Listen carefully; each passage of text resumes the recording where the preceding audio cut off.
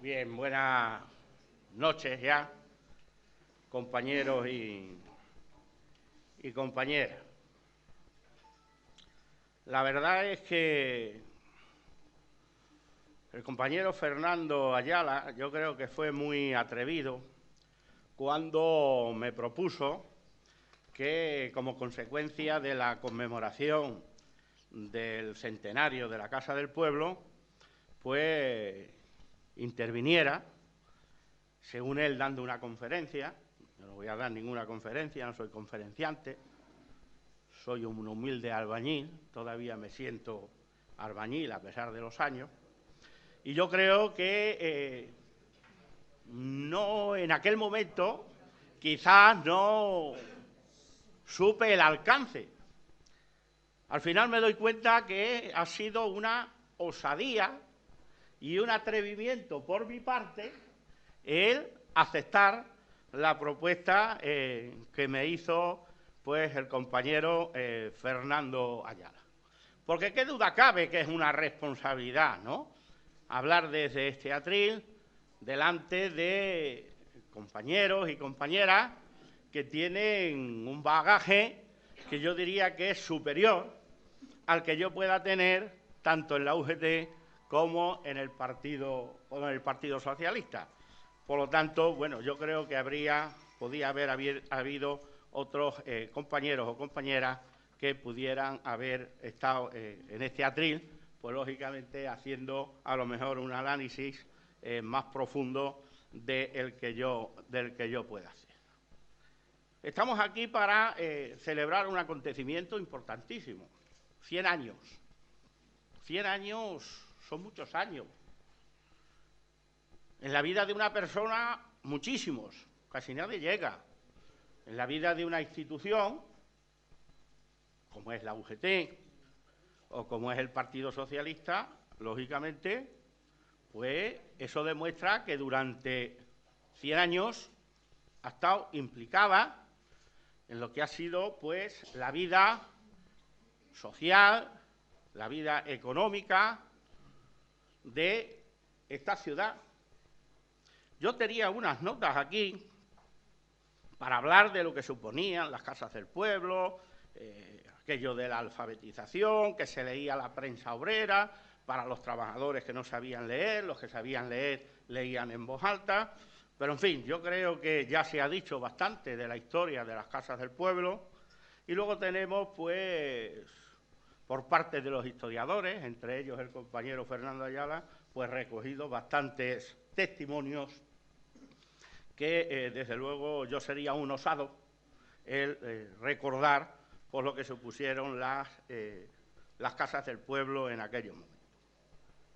Por consiguiente, me voy a centrar en algo de la historia pues, más reciente del partido y de la UGT, que es, lógicamente, pues, a partir de la muerte del dictador, donde se empieza a ver una luz y donde, lógicamente, pues contribuimos de forma importante, tanto la UGT como el partido, para instaurar la democracia en este país. Yo creo que la transición, tanto de la UGT como del partido, se produce en el año 1974, cuando se celebra en Suresne el 13º Congreso en el Exilio. Ahí hay una ruptura entre los dirigentes del interior y los dirigentes del exterior. El partido en el exilio estaba dirigido por Adolfo Llopis, había una corriente interna en el interior importante, estaba el grupo sevillano, el grupo de Madrid, el grupo de Vascongada, y bueno, ahí se produce una ruptura que tiene mucha participación e incidencia en esa ruptura el compañero Manolo Garnacho, que era el secretario general de las Juventudes Socialistas, para salir con una dirección nueva y una dirección del interior, es decir, de nuestro país, que estaba mucho más pegada al terreno y que sabía cuáles eran más los problemas que había en España. Sale elegido primer secretario, que era como se llamaba, no secretario general, el compañero Felipe González, con el nombre de guerra de Isidoro, y sale elegido secretario de organización el compañero Nicolás Redondo, entre otros. Aquello supone ni más ni menos que empezar a reorganizar tanto la UGT como el partido para lo que vendría después, puesto que en poco más de un año pues muere el dictador. Periodo de transición, en los primeros momentos fueron de gran tensión y convulsión desde el punto de vista social y político, huelgas, manifestaciones, había que presionar al régimen. Hay que darse cuenta que el dictador muere en la cama. Por consiguiente, no habíamos hecho una revolución para conseguir la democracia, sino que había que conseguir la democracia desde un régimen que seguía vivo, o por lo menos decían que lo había quedado todo atado y bien atado. A mediados de 1976, en el mes de abril, del 15 al 18 de abril del 76, se celebra en Madrid el 30 Congreso de la Unión General de Trabajadores. Primer congreso que se celebra después del año 39. No estaba legalizada la UGT, ni estaban legalizados los partidos políticos. Pero aquello suponía ni más ni menos que demostrar que apostábamos por una democracia en este país. En aquel congreso hubo una amplia participación y representación a nivel internacional, apoyando y empujando pues, la celebración de ese congreso.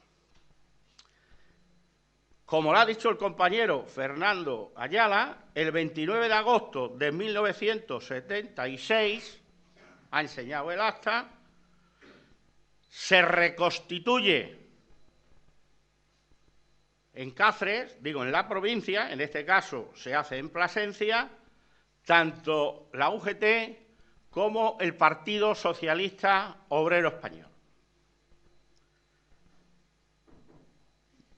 Quien ratifica la Constitución son el compañero Jesús Mancho y Manolo Garnacho, miembros de la Comisión Ejecutiva Confederal del partido, confederal de la UGT y miembros de la Comisión Ejecutiva Federal del partido.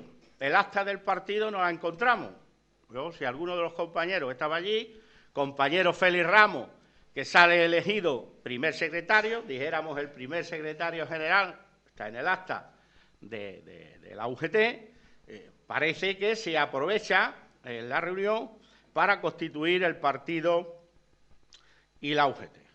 Hay 3 delegaciones presentes en esos momentos. Estamos hablando de 29 de agosto del 76.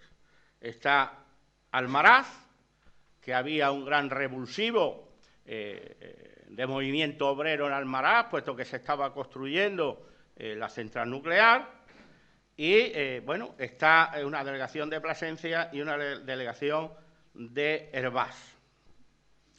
El 30 de mayo del 1977, las Cortes aprueban el decreto ley reconociendo la libertad sindical y de partidos políticos. Se acaba con 40 años de dictadura y se legaliza el sindicato, puesto que se presentan los estatutos, el día 28 de abril. Me decía el compañero Fernando Ayala, hombre, yo me gustaría que en tu intervención, bueno, pues dijeras cómo llegaste a la UGT y tal, un poco, pues querer que haga de abuelo cebolleta. Yo no me importa porque, entre otras cosas, pues ya soy abuelo, ¿no? ¿Cuáles son mis primeros o mis principios dentro de lo que es el movimiento obrero?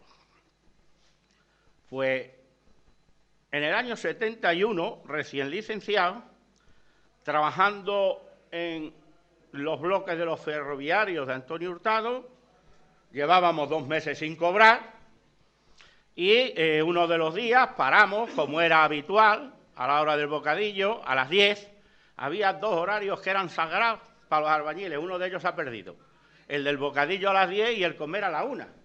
Cuando veías a los albañiles dices la 1, ¿no? Ya eso se ha perdido, ya se come cuando se puede, pero el bocadillo se sigue comiendo a las 10. Y bueno, como no nos pagaban a la hora del bocadillo, decimos que esto no puede ser, que tal, que en fin, que no trabajamos más. Y hacemos un paro o llamarle una huelga, que por aquellos entonces, lógicamente, pues no se podía hacer huelga. Todo fue parar, no serían más allá de las 10:30 a las 11 de la mañana, cuando se presentan pues la policía, a ver qué pasaba, a ver qué tal. Y bueno, allí parece que el cabecilla, no sé por qué, pues el cabecilla de aquella revuelta soy yo, ¿no?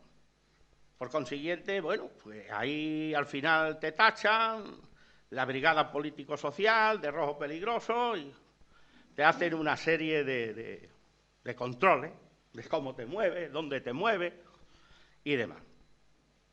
Pero fue por agosto, más o menos, del año 76, cuando el compañero Manuel Cupido Gómez, que fue secretario general, después, luego lo comentaré,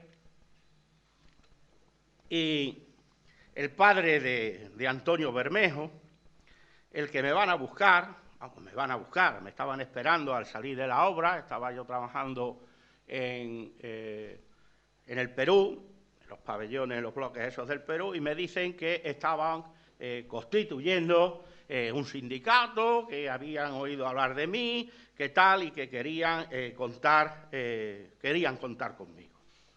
Bien, yo los escucho, tomamos un café, y bueno, al final seguimos hablando otros días, y bueno, pues me integro en esa nueva organización sindical llamada Unión General de Trabajadores, que fue más o menos en agosto del año 76. Hubo un acto en el sindicato Vertical donde los antiguos dirigentes del Vertical querían, y de hecho, aquí en Cáceres no fueron capaces de crearlo, se creó un sindicato asentado bajo los cimientos del sindicato Vertical.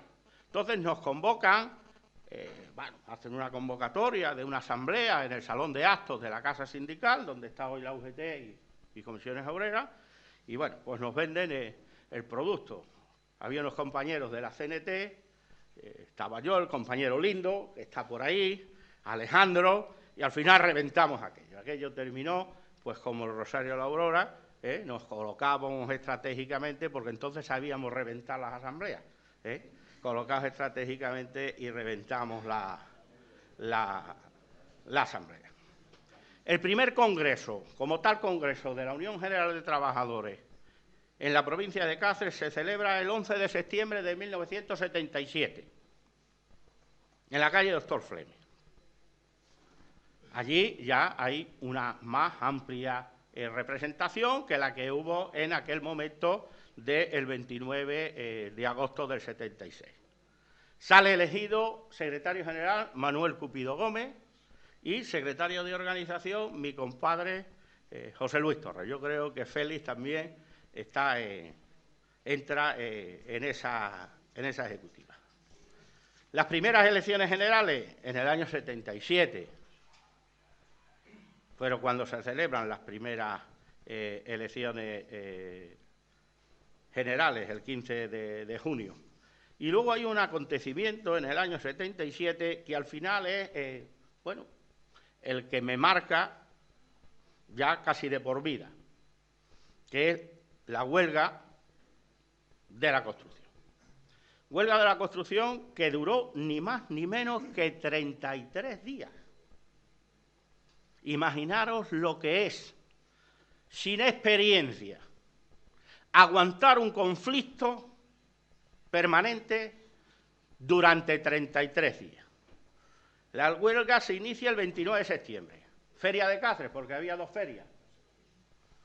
Llamamos a los trabajadores a una asamblea. Previamente habíamos hecho asambleas algunos sábados, entonces se trabajaba hasta el viernes por la tarde, y pues los convocamos un día de diario, lunes, en la ciudad deportiva, en el campo de fútbol de la ciudad deportiva. Hubo una eclosión, acudieron pues prácticamente todos los trabajadores del sector de la construcción. Ahí se decide que hacemos una huelga permanente e indefinida. Había una serie de sindicatos, porque lógicamente hasta que el mapa sindical se despeja en este país, pues había el sindicato unitario, que estaba ligado a la ORT, a la Organización Revolucionaria del Trabajo, la CESUP, que estaba ligada al PT, al Partido del Trabajo, estaba, por supuesto, la CNT y comisiones obreras. Comisiones obreras se descuelga de la huelga. Bueno, la huelga se empieza a extender, se extiende por toda la provincia, asambleas diariamente, la policía, cuando no la Guardia Civil, detrás de nosotros, pues con los coches a ver dónde íbamos, en definitiva, tal. La Comisión Ejecutiva Provincial de la UGT dice que hay que desconvocar la huelga, que la UGT no puede estar en la huelga, porque por aquellos entonces se firmó los famosos pactos de la Moncloa, y por lo tanto lo que pretendían los pactos de la Moncloa no eran ni más ni menos que apaciguar el panorama de convulsión que había de huelgas y demás. Daros cuenta que por aquellos entonces, cuando se firman los pactos de la Moncloa, había una inflación del entorno al 20 y el 22%. Se firmaron incrementos salariales entre el 16 y el 18%. O sea, fijaros en la situación en la que estamos. Bien, yo y los compañeros que liderábamos el sector de la construcción en la UGT, nos resistimos y decimos que donde estén los trabajadores tenemos que estar nosotros, que nosotros no nos podemos descolgar de la huelga. Y tuvimos pues nuestros conflictos internos dentro de la UGT. Al final la huelga no se ganó, no se consiguió lo que se pretendía, pero sí nos sirvió como una gran experiencia. Creamos una caja de resistencia donde dábamos bonos de comida para los necesitados, no dinero, para que fueran a comprar al comercio, encierros en la iglesia de San Juan, viajes a Madrid a las reuniones con el director general de Trabajo, del Ministerio de Trabajo, y luego hubo un laudo de obligado cumplimiento que fue el que nos dio la salida de la huelga, porque ya cuando uno se mete en una huelga indefinida sin tener clara cuál es la salida, al final lo que va viendo es a ver si hay alguna luz al fondo del túnel para poder escaparte por ella. Entonces, Francisco García Zapata, a la sazón director general, director provincial de Trabajo, y que era socialista y que había contribuido, estaba contribuyendo en relanzar el Partido Socialista y la UGT en la provincia de Cáceres, pues dio un laudo de obligado cumplimiento y eso nos posibilitó darle una salida a la huelga, una salida decorosa, porque si no se nos podía haber ido de las manos, lo mismo que sacamos a los trabajadores a la calle el día que hubo que atrincherarse, nos atrincheramos todos juntos sin que hubiera desbandada.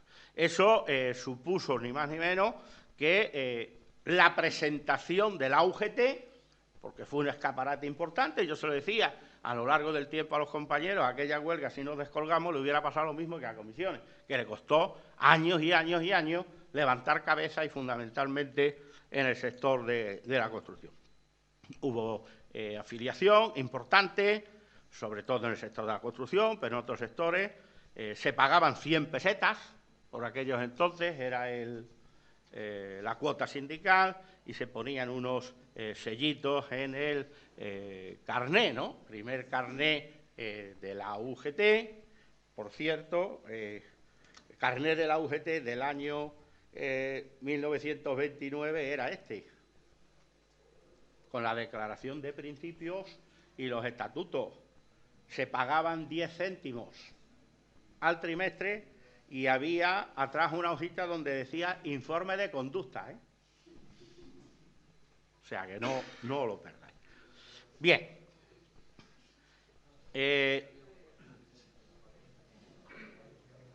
Las elecciones generales. Bueno, hubo elecciones sindicales en el año 78. La UGT gana las elecciones generales, o sea, las elecciones sindicales, perdón, y se convierte en la primera fuerza sindical, después del sindicato vertical. Primacía que seguimos manteniendo en estos momentos. Me libero en el año 1979, en marzo. Vienen los compañeros, me dicen que hay que bajarse del andamio, que hay que reorganizar el sindicato, no había ningún liberado, compatibilizábamos el trabajo con el trabajo sindical, aquello no podía ser, no podías atender los conflictos. Bueno, por 6 meses. 6 meses, en marzo del 79. Todavía sigo liberado, ya jubilado, desde agosto del año pasado. Se producen las elecciones municipales, las primeras elecciones municipales, el 3 de abril del 79. La candidatura de la UGT, del Partido Socialista la encabeza el compañero Pablo Naranjo. Y es una candidatura donde va reforzada por compañeros que, al mismo tiempo de ser militantes del Partido Socialista, son activistas de la Unión General de Trabajadores. Emilio Vázquez, que era el secretario general por aquellos entonces, José Luis Torres y yo. Sacamos 9 concejales. 2 el PC, 3 independientes de derecha, y 11 la UCD.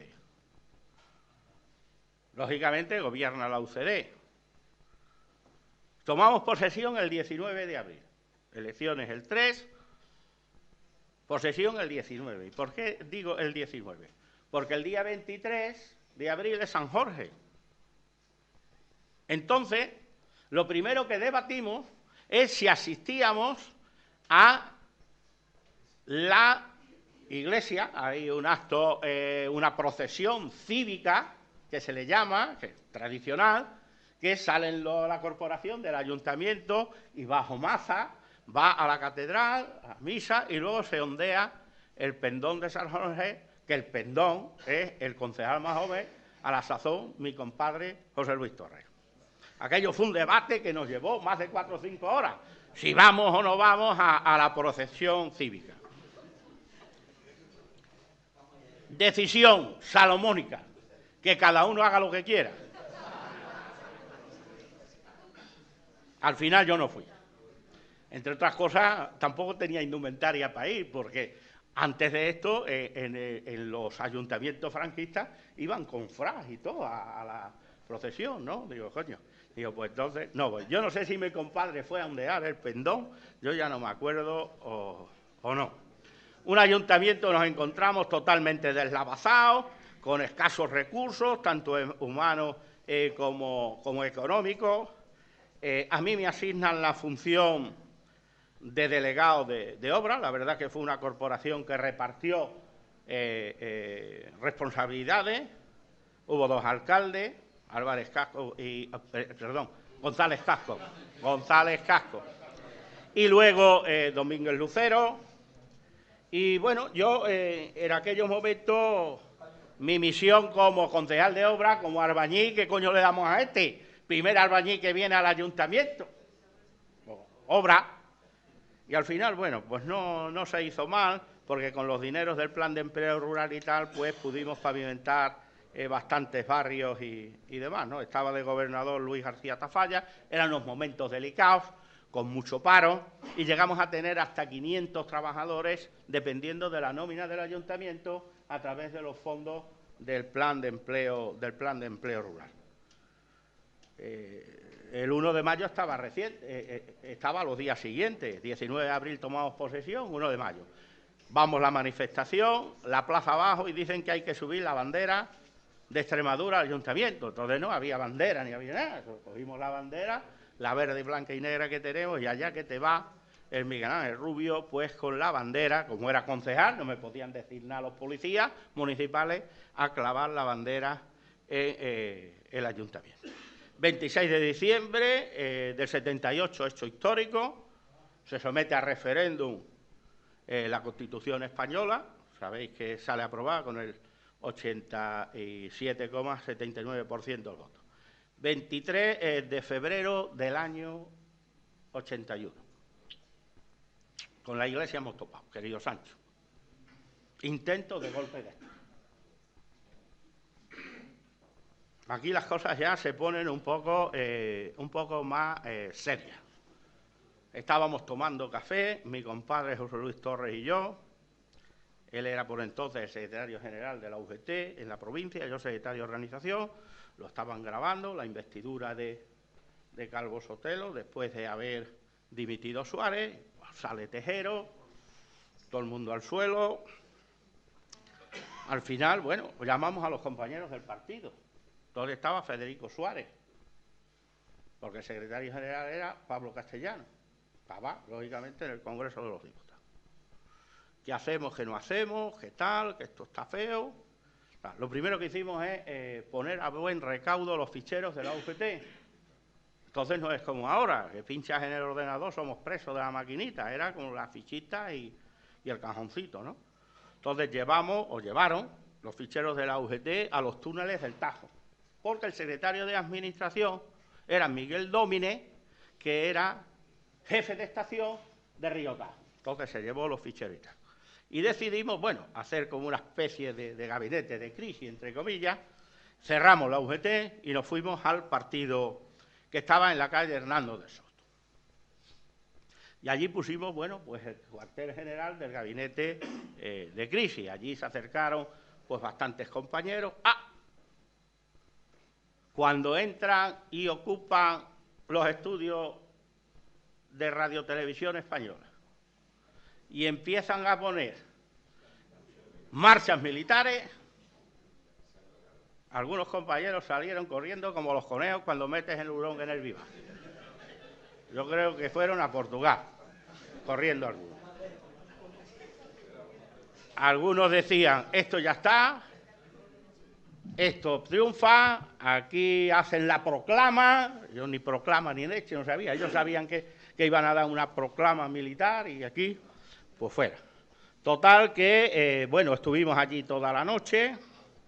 Yo a las 8 de la tarde, 8:30, le digo a mi compadre, vamos a mi casa a ver lo que hay, para traer algo para comer, tal. Me voy a casa, le digo a mi mujer que qué hay, bueno, pues el pan de ese día y el pan que sobrara del día anterior, unas latas, nos las llevamos. Y se me ocurre decir, oye, yo me llevo las escopetas de caza porque hay que defender el partido. Visto hoy, que es una anécdota, después de haber transcurrido el tiempo que ha transcurrido, la verdad es que fue una tontería de las más grandes que uno pudiera hacer. Y allá me ve a mi compadre y a mí, mi compadre Luis Torres, con la bolsa, con el pan, las latas de sardinas, las 2 escopetas, 200 cartuchos, la canana estilo Pancho Villa, allí. Al final dices, bueno, aquello fue una tontería, ¿no? Mi suegro no te vaya, porque mi suegro era mutilado de guerra, le dieron un tiro de suerte en la guerra, lo cogió en el bando nacional, yo me pongo mi traje militar, aquí no entra nadie, que os van a coger como los conejos allí. Bueno, Pues allá que nos fuimos. Y allí aguantamos toda la noche. Porque además teníamos una cosa clara. No podíamos abandonar la sede del partido. Y por una razón fundamental. Porque los compañeros y compañeras de las agrupaciones locales iban a llamar a ver qué pasaba. Y el capitán es el último que abandona el barco cuando se hunde. Y allí llamaban. Sí, depende con el tema este del crucero, pero bueno. Total, que allí llamaban los compañeros. Me acuerdo el compañero de Oliva de Plasencia, Martín, ¿no? Martín, el de Oliva de Plasencia, que había estado haciendo el servicio militar en los Boinas Verdes, y decía, a ver, darme órdenes, corto las comunicaciones. Corto las comunicaciones, otras agrupaciones locales. Hemos ido por el cuartel de la Guardia Civil, no hay movimiento, están todos allí. O sea, no. La verdad que un poco acojonado. Allí estaba Antonio Bermejo, que al final fuimos los que nos quedamos, Antonio Bermejo, Federico Suárez, mi compadre José Luis Torres y yo. Hasta que, bueno, salió el rey, tal, parece que el tema se... llama a Gorreta. Agorreta era el secretario general del PC. Serían las 12 y pico de la noche, la 1. Oye, ¿qué os parece si vamos al gobierno militar a pedirle explicaciones? Al gobierno militar. A pedirle explicaciones al gobierno militar. Bueno, en definitiva, afortunadamente aquello quedó en un susto, ¿no? Y el 28 de octubre de 1982, el Partido Socialista gana mayoritariamente las elecciones generales. Una de las primeras medidas que toma el gobierno socialista es aprobar el proyecto de ley de las 40 horas semanales. Y los 30 días de vacaciones pagadas. En mayo de 1993, el 8 de mayo, se producen las primeras elecciones autonómicas y las segundas elecciones municipales. Se gana mayoritariamente las elecciones autonómicas, se gana en la mayoría de los ayuntamientos. Y, por supuesto, en el Ayuntamiento de Cáceres, no con mayoría absoluta. Nunca hemos sacado mayoría absoluta en el Ayuntamiento de Cáceres. Teníamos 12 concejales, 2 Extremadura Unida, el compañero Buenadicha, que está aquí, y 2 los camisas azules, que le llamábamos por debajo, Bazaca y tal, que venían del Sindicato Vertical, y 9, no me queda la duda. Hay compañeros que dicen si era Alianza Popular o si ya era el Partido Popular, pero bueno, en definitiva la derecha. Ganamos las dos diputaciones provinciales, por supuesto, y gobernamos el alcalde, como todos sabéis, el compañero Juan Iglesias Marcelo. Aquello supone una modernización del ayuntamiento. Por aquellos entonces se aprueba el diseño urbanístico de la ciudad.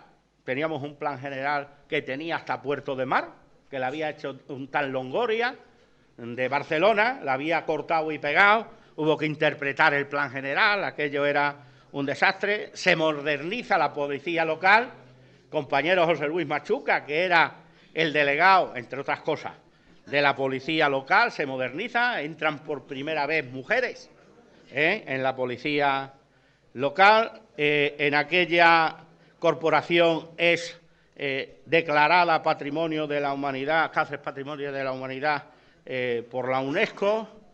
Se pone en orden la economía del ayuntamiento, se unifican tasas, era un desastre económico, todo lo que pagamos ahora de agua, luz y alcantarillado, eso viene de aquello, cuando juntamos en el mismo recibo todo. Se aprueba un plan especial del casco histórico, de catalogación y conservación. Se construyen 800 viviendas sociales en Cáceres, 800 viviendas, en 3 promociones.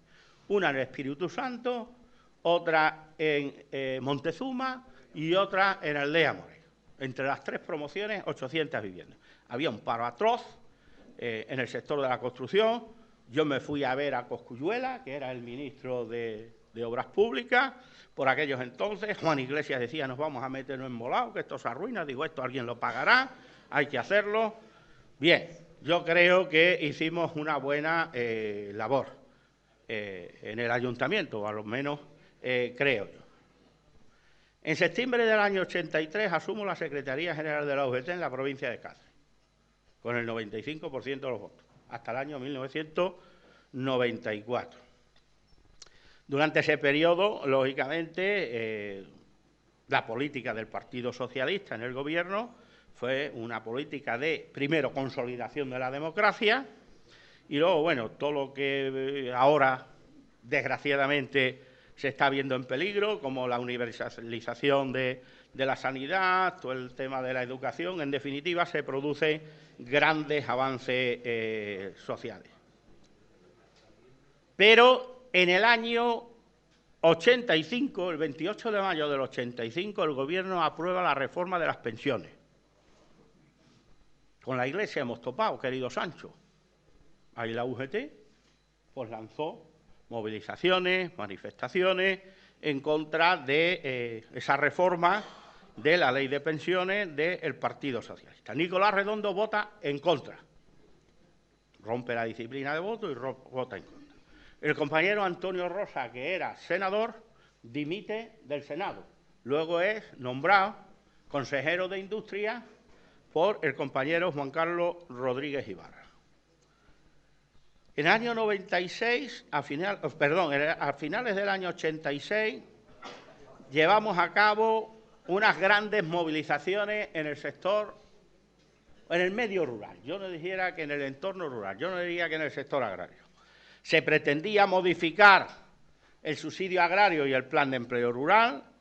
Ahí nos pusimos de acuerdo la UGT y el Partido Socialista, fundamentalmente desde la Junta de Extremadura, con el compañero Juan Carlos, y lanzamos grandes movilizaciones durante diciembre del 86, enero del año 87.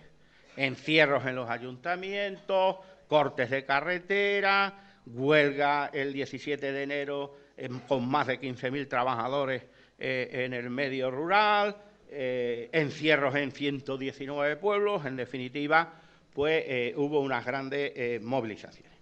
Al final, bueno, el compañero Miguel López, que era el secretario general de la UGT de Badajoz, se encerró en la Diputación de Badajoz en huelga de hambre. Y nos fuimos a ver al ministro de Trabajo a mediados de enero del año 87, que era el compañero Manuel Chávez. También fue Ibarra, porque para eso ha sido muy cuco siempre. Primero él fue delante, salió del despacho, entramos nosotros y al final pues aquello se arregló porque lógicamente ponían en entredicho la política que el partido y la UGT hemos llevado en Extremadura, que era no hacer la política de Aragón, la gran concentración en Zaragoza, como se está produciendo, y quedar abandonado pues todo el entorno rural, sino que esa ha sido, y yo creo que sigue siendo, la apuesta de la UGT y del Partido Socialista en Extremadura. Pero la mayor ruptura de la UGT y del Partido Socialista se produce el 20 de octubre del año 87. Dimite como diputado Nicolás Redondo y Antón Saraciba por discrepancias con los presupuestos generales. Dimite como senador Cándido Méndez, que era el secretario general de la UGT de Andalucía, hoy secretario general de la UGT, y Emilio Castro. En Extremadura firmamos en aquellos tiempos, en aquel periodo, en esos momentos, más o menos, el primer plan de empleo juvenil, como una experiencia de lo que podía ser la concertación social. Se celebra el primer centenario de la UGT, porque la UGT tiene 125 años de historia, igual que el partido. Dicen que el partido fue antes. El partido se constituye también en Barcelona. Lo que se había constituido en Madrid, en la Casa Labra, era el Partido Socialista de Madrid, pero luego, aprovechando, porque eran los mismos, los dirigentes obreros y los dirigentes políticos, aprovechan que están en Barcelona para constituir también el Partido Socialista Obrero Español. Como digo, celebramos el primer centenario de la UGT. Aquí se invita a los actos al partido, pero bueno, se ve en las tensiones existentes entre el partido y la UGT y una lucha encarnizada entre Felipe González y Nicolás, puesto que Felipe González no asiste a ninguno de los actos de la UGT. Y otro hecho importante que hace que nos abramos en canal la familia es la huelga general del 14 de diciembre del año 88. Ahí se produce una ruptura total entre la familia, entre el partido y la UGT. Habíamos firmado el plan de empleo, habíamos firmado el plan de empleo juvenil, nos llama el compañero Juan Carlos Rodríguez Ibarra, Miguel López y a mí al despacho, en la Julianea. Nosotros siempre hemos llamado a la casa de la presidencia Julianea, comemos con Ibarra y nos dice que, lógicamente, en Extremadura no se dan las tensiones entre la UGT y el partido como para que secundemos la huelga, que tenemos que desconvocar la huelga. Miguel López y yo, ¿pero qué nos estás diciendo? Los que conocéis al compañero Juan Carlos, os imagináis cómo se puso. Pues aquí, a ver, pues aguantaremos el tirón. Miguel López era diputado regional, dimite como diputado regional. Y luego, bueno, hay una maniobra orquestada desde Moncloa para que fueran cayendo y descolgándose federaciones y algunas uniones provinciales, que se gesta entre Paco Castañares, que era el secretario general de la Federación de Trabajadores de la Tierra, la compañera Matilde Fernández, que era la secretaria general de Química, y el compañero Felipe González. Dice, vosotros dimitís, dimitís, decís que desconvocáis la huelga, uno un día, otro, y van a ir cayendo, pues lógicamente, y se desactiva la huelga. La huelga no solo no se desactivó, sino que, como sabéis, ha sido la mayor huelga que se ha celebrado en este país en el periodo democrático. El año 87 fue un año convulso, también hubo una huelga de textil coincidiendo con el Día de la Mujer Trabajadora, el 8 de septiembre. Vamos a la fábrica de Indoico, se produce el rifirrafe con la policía y nos detienen a Benito Pavón, que era miembro del comité de Catelsa. Lo detienen, se lo llevan a la policía, vamos al gobierno civil. Bueno, al final, al cabo de 2 meses, lo llaman a declarar y, bueno, lo encarcelan. Y estábamos, Miguel López y yo, cuando me llaman por teléfono que habían encarcelado a Benito Pavón, estábamos en Badajoz, en el Hotel Zurbarán, en un programa que hacía Lucio Pove, que se llamaba Con Mesa y Mantel. O sea, invitaban, era un viernes, todos los viernes invitaban a algún político, algún tal, o sindicalista, y coincidió que aquel viernes estábamos nosotros comiendo en el Hotel Zurbarán, que así se llamaba el programa, Con Mesa y Mantel, cuando me llaman y me dicen que han encerrado a Benito Pavón. A partir de ahí le digo ya a Miguel López, esto no lo vamos a consentir, nos encerramos en la audiencia provincial y allí estuvimos 15 o 20 días encerrados en la audiencia provincial. Bueno, sí, por ir un poco rematando, porque nos podríamos tirar aquí. Nos podíamos tirar aquí 3 horas. Como conclusión final, aquí me he tenido que saltar 8. Decía el compañero Guillermo, decía, ¿cuánto? Digo, 6 horas. Pero como estoy griposo, pues yo creo que 3. Pero bueno, estoy viendo que no da mucho más de sí. En definitiva, y como conclusión final, podíamos hablar de más movilizaciones, de la propuesta sindical prioritaria que negociamos con el gobierno regional y tal. Bueno, a lo largo de estos 35 o 38 años, la familia socialista hemos tenido altibajos en nuestras relaciones. Y los momentos donde hemos estado más unidos y momentos donde, lógicamente, no ha sido posible esa unión.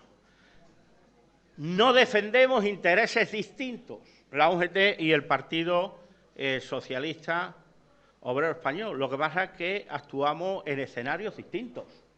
Es decir, la misión del partido es intentar gobernar para que, a través del boletín oficial, transformar la sociedad. La misión del sindicato es velar por la mejora salarial y condiciones de vida de los trabajadores en el ámbito de la empresa, en el ámbito laboral. Vivimos en estos momentos unos momentos difíciles, muy difíciles. Hay una gran desafección hacia la política. Tenemos fuertes ataques no solo a los dirigentes sindicales, que siempre ha existido, sino también a las propias organizaciones.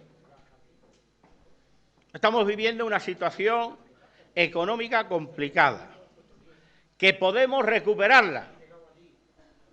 Podemos recuperarla. Pero mirad, yo pienso que cuando nos recuperemos, nos vamos a recuperar estadística o macroeconómicamente. Es decir, la recuperación real que puedan captar los ciudadanos y que pueda traducirse en generación de empleo va a tardar mucho en recuperarse. Las crisis que hemos tenido, la palanca que ha servido para la recuperación del empleo y el consumo era la construcción. No es posible que en la salida de esta crisis la palanca de la recuperación sea ni mucho menos en el sector de la construcción. Nos estamos cargando el sector financiero, que son las cajas de ahorro, que es la savia financiera de la economía real. Las cajas de ahorro están jugando un papel importante en la economía real como la savia financiera, la sangre que mueve pues la economía real. Se está rompiendo el pacto constitucional, que era poner el Estado al servicio de la sociedad. Se está rompiendo con las políticas que se están llevando a cabo el Partido Popular. Y, por lo tanto, nosotros no se trata de que pidamos perdón. El perdón se lo dejamos para los católicos, que una vez que los perdonan vuelven otra vez a pecar. Yo creo que nosotros no estamos para pedir perdón, pero sí estamos para reflexionar y hacer autocrítica colectiva de los errores que hayamos y que hemos cometido. Las redes sociales dan la libertad individual, mucha libertad individual dan las redes sociales, pero no dan libertad ni defienden los intereses colectivos. Es algo virtual, por lo tanto seguimos siendo necesarios para aunar esos intereses y esa libertad colectiva. Hay que aunar colectivos, aunar voluntades, con compromisos de restauración. Tenemos que luchar contra las leyes que está aprobando el Partido Popular y que se están convirtiendo en una tela de araña en la que atrapan al más débil, pero que son perfectamente rompibles por los más pudientes, en definitiva, por el capital. En definitiva, compañeros y compañeras, tenemos que recuperar la confianza de la ciudadanía en ese ejercicio de autocrítica y reflexión colectiva. Se está produciendo debates en las agrupaciones locales como no se producían hace años, cuando estábamos montados, estaban en coches oficiales y la vida del partido languidecía. Yo creo que eso es bueno. A veces las crisis son buenas para coger impulso y tirar hacia adelante. Si somos capaces de actuar con inteligencia, reconociendo los errores y con generosidad, no me cabe la menor duda que dentro de 100 años habrá otros compañeros y compañeras conmemorando el 2.º aniversario de la Casa del Pueblo de Cáceres. Gracias.